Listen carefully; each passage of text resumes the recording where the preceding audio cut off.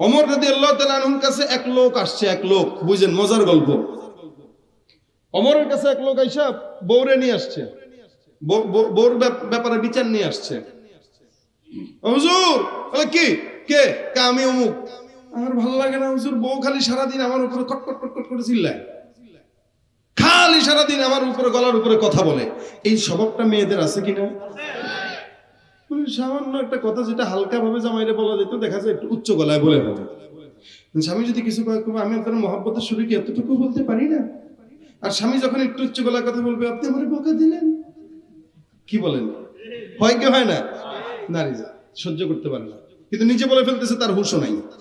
এইটার ব্যাপারে বিচার নিয়ে হযরত ওমরের কাছে এসে ডাক দিয়ে বলতেছেন, হুজুর, আমার বউ খালি চিৎকার করে। ওমর কয়, একটু বাইরে বসা, আমি আসতেছি। এই লোক বলে, আমি কিছুক্ষণ পরে শুনতেছি হযরত ওমরের বিবি হযরত ওমরের উপরে কথা বলতেছে। সুবহানাল্লাহ কয় না? আরে আপনার বউরই এই সমস্যা ছিল তাই না? হযরত ওমরের বউ মাঝে মাঝে করতেন এটা। হযরত ওমরের সাথে হযরত ওমরের বিবির উচ্চবাচ্য হইতেছে, বিবি উচ্চ গলায় কথা বলতেছে। এটা আবার এই লোক বাইরে থেকে শুনতেছে।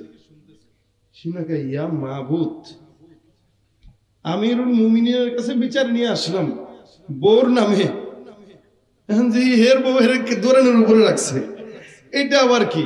উনার বউ যে উনার উপরে গলায় কথা বলে, তাহলে আমি কার কাছে বিচার নিয়ে আসলাম? ওনার কাছে বিচার নিয়ে এসে লাভ নেই, উনি নিজেই অশান্তিতে আছে জায়গা। এ চলে যাইতে লাগছে, তো হযরত ওমর ফারুক বুঝতে পারছেন এটা। উনি ডাক দিয়ে বলেন, এই কই যাও?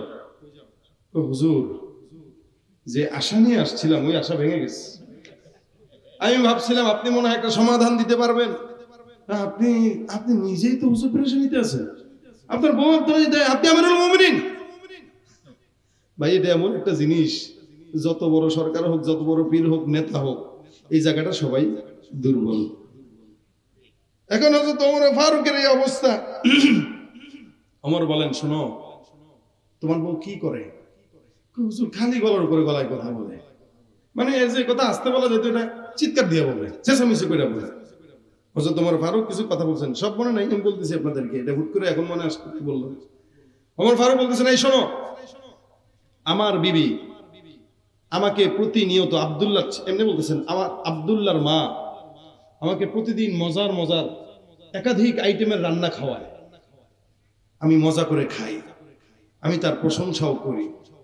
সে যদি না খাওয়াইতো, আমার রান্না আমার নিজের করে খাইতে হইতো, কারণ ইসলাম এই নারীকে রান্না করে খাইতে বাধ্য করে না। সে যেটা খাওয়ায় এটা আমার উপরে ইহসান করে। দুই, সে আমার ঘর প্রতিনিয়ত ঝাড়ু দিয়ে পরিচ্ছন্ন করে রাখে, তার মানে সে আমার ঘরের একজন খাদেমা, সে আমার ঘরের একজন বাবুর্চি, সে আমার ঘরের একজন খাদেমা। তিন, সে আমার সম্পদগুলোকে দেখে শুনে রাখে, আমি যে টাকাগুলো রাখি এগুলো সে চাইতো তার বাপের বাড়িতে পাঠায় দিতে, সে পারতো কিন্তু করে না। আমার এই সম্পদগুলোর নজরদারিতে রাখে, তার মানে সে আমার একজন দারোয়ান। চার, আমার সন্তানদেরকে সে দুধ পান করাইছে, তার মানে সে একজন ধাত্রী। চাইলে সে অন্য কাউকে বাধ্য করতো যে দুধ পান করাও, কারণ আপনারা জানেন আরব দেশে এটা প্রচলন ছিল যে জায়গার থেকে এসে এসে মানুষকে দুধ পান করাইতে নিয়ে যেত টাকার বিনিময়ে। ইসলাম কোনোদিন এটা বলে না যে নারী তুমি তোমার সন্তানকে দুধ খাওয়াইতে বাধ্য, খাওয়ায় যদি তাহলে তার জন্য সওয়াব আছে। তো সুতরাং আমার সন্তানের দুধ খানেওয়ালা মা সে। শুধু তাই না, সে আমার কাপড় চোপড়, আমার সন্তানের কাপড় চোপড় প্রতিনিয়ত ধুয়ে সুন্দর করে গোছা রাখে, তার মানে সে একজন কি? ধোপা। একটা মেয়ে বাবুর্চি, খাদেমা, দারোয়ান, ধোপা, ধাত্রী, এতগুলা গুণ অর্জন করার পরে আমি পুরুষের উপরে যদি একটু চড়া গলায় কথা বলে, আমি ওই 5টা গুণকে দেখে এই একটা খারাপ গুণকে মাফ করে দেই, আল্লাহর জান্নাত পাওয়ার আশা। এবার এই সাহাবী ডাক দিয়ে বলতেছেন, হুজুর, আমিও আল্লাহর রাস্তে আমার বউরে মাফ করে দিলাম। দেখেন, এই চিন্তা যদি আপনারা করতেন, এই ইনসাফটা বিবির উপরে, তাহলে কি কোনো বিবি আপনারে বাদ দিয়ে পাশের বাড়ির বাবার ভাই অথবা দেবরের সঙ্গে ভাগতো? আপনার তো একটু লবণ কমাইলে কোন ফকিন্নির জি লবণ কম দিছস, কেমনে রানছস, এটা যদি বলেন, একদিন, 2 দিন, 3 দিন, এই মেয়ে আপনারা 3 দিনের মাথায় জবাব দিবে, তুই ফকিন্নির। তোর বাপ ফকির নির্ভর, তোর গোষ্ঠী ফকির নির্ভর। জবানটা তো খুলে দিচ্ছেন আপনি, হিসেবে আপনি কবেন একটা শেখবো 10টা। জবান তো খুলছেন আপনি, আপনি পরে কোন যে আপনার আমার বউ খারাপ। আপনি খারাপ হইতে দিলেন কেন? কেন দিলেন আপনি? আপনি তো বই পালতে পারেন না। আমি আপনি বিয়ে করতে বলছে কেডা? বউ যদি রান্না করে খানা যদি খারাপ হয়, বলবেন বাহ মাশাআল্লাহ কি সুন্দর রান্না। এই খাবারটা কি বউ খাবে না? এই খাবারটা বউ খাবে না? খাবে। তা বউ যখন খেয়ে দেখবে কিরি কোনো ছাই হয়েছে না, মুখে দেওয়া যায় না পাতে দেওয়া যায়, আমার স্বামী এত প্রশংসা কেমনে করবে? এখন স্বামীরে ফোন দিয়ে ভয়ে ভয়ে ওগো জান বলবে না তুমি কি খাইছো দুপুরে? তুমি যা দিছো মজার খাওয়া। ইন্না লিল্লাহ, কি বলে এটা কোনো খাবার পাতে দেওয়া যায় না? লবণ হয়েছে না, ঝাল হয়েছে না, কিচ্ছু হয়েছে, কিছুই তো হয়নি, এটা কেমনে খাইলা তুমি? শোনো, এই যে সারা বছর খাওয়াইতেছো, একদিন তো একটু এদিক সেদিক হইতেই পারে।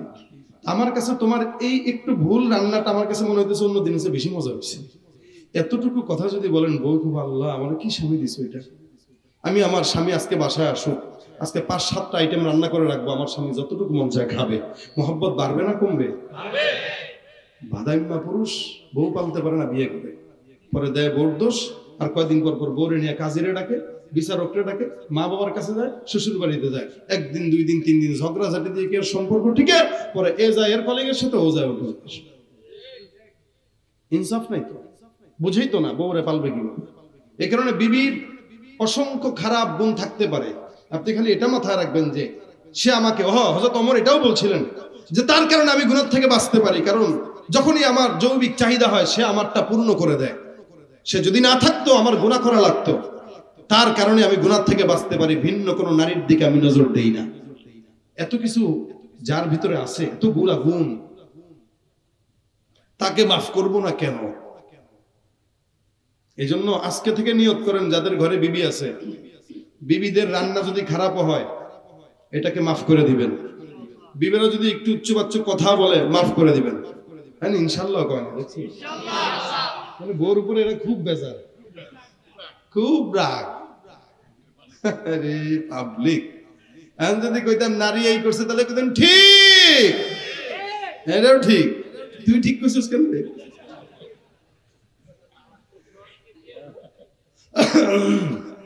তো বিবিদেরকে মহব্বত করবেন, বিবির সাথে ইনসাফ বজাবেন আগে, কারণ রাসূল বলেছেন খায়রুকুম লিআহলিহি, তোমাদের ভিতরে উত্তম সে যে তার বিবির কাছে উত্তম। যে তার বউর কাছে ভালো সে সারা দুনিয়ায় ভালো, যে তার বউর কাছে খারাপ সে সারা দুনিয়ায় খারাপ।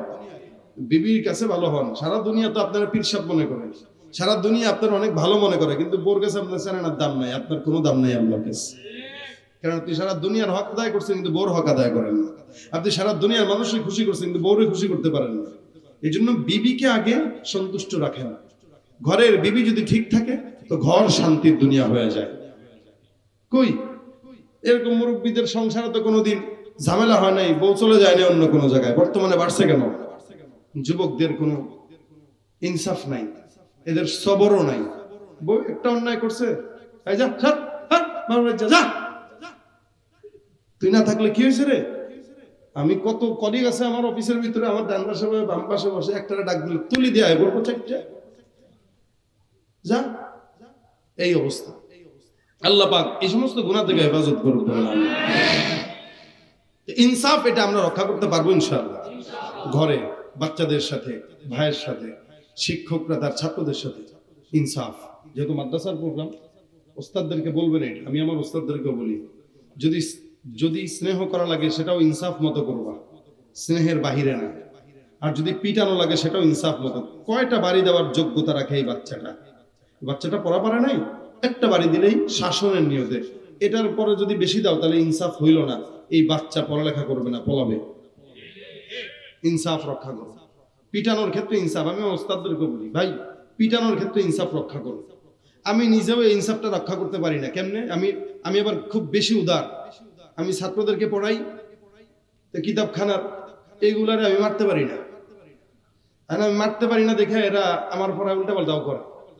তো অনেক সময় আমি কিরে বাবারা, তোদেরকে যে আমি আদর করে দেখে তোরা যে আমার পড়া ঠিক রাখুস না, তাই আমি কি তোদেরকে মারলেই ঠিক আছিল? তো এগুলা হাসে, আমাকে কিরে তো করে তো আমি বকা দিতেছি, হাসুসকে। এরা আসে, জানে যে হুজুর মারবে না। তো এই জায়গায় আমি আবার ইনসাফ রক্ষা করতে মানে মারা দরকার ছিল, কিন্তু মারি না। কারণ আমি কেন মারি না, আমার ভিতরে আবার একটা ঝামেলা আছে, যদি মারা শুরু করি তো থামি না। তো এই জন্য আমি নিয়ত করছি আমি জীবনে মারমই না। যেহেতু আমার এই জায়গায় ইনসাফ থাকে না, তা আমি আদর করি বাস। আলহামদুলিল্লাহ।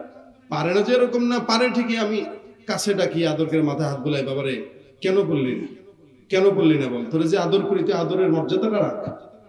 তখন দেখা যায় বাস ওই বসে বসে পড়তেছে তো পারতেছে।